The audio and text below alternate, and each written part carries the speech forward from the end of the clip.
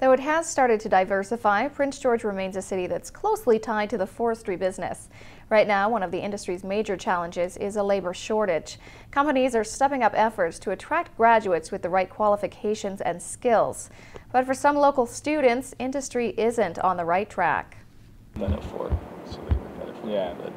They have their pick of jobs.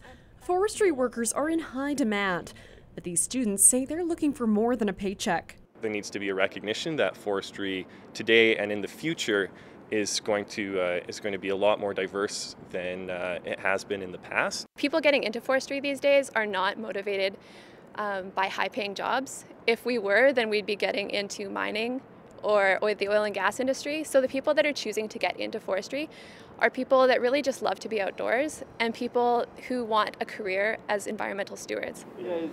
There's a common stereotype that people in the forest industry are just lumberjacks with big beards and flannel shirts. This is the image forestry students are trying to distance themselves from. Canfor's new recruitment campaign plays on the lumberjack stereotype, but in some places, the old boys club still exists. Carl Domes says working in the field, he's seen it. There is a culture that's persisting in industry. That is male-dominated, but I definitely think that there's going to be a culture shift. There needs to be a culture shift. In the UNBC Forestry Club, 40% of members are women.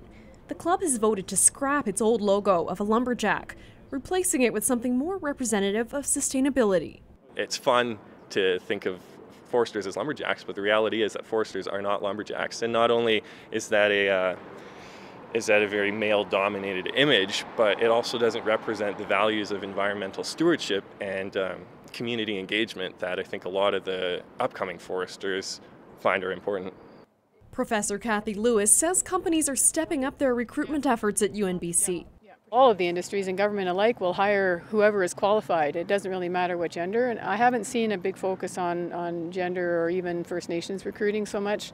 In the past, forestry has been a male-dominated business. Unfortunately, I'm a little bit oblivious to those kinds of things, but you know, during the time that I was working and then going to school, I ran into it occasionally. Canfor is trying to make light of the old stereotype. It's time to take another look at the forest industry. For these students, it'll take more than an ad campaign. In an employer, they're looking for a commitment to sustainability and community involvement. Camille McDonald, CKPG News.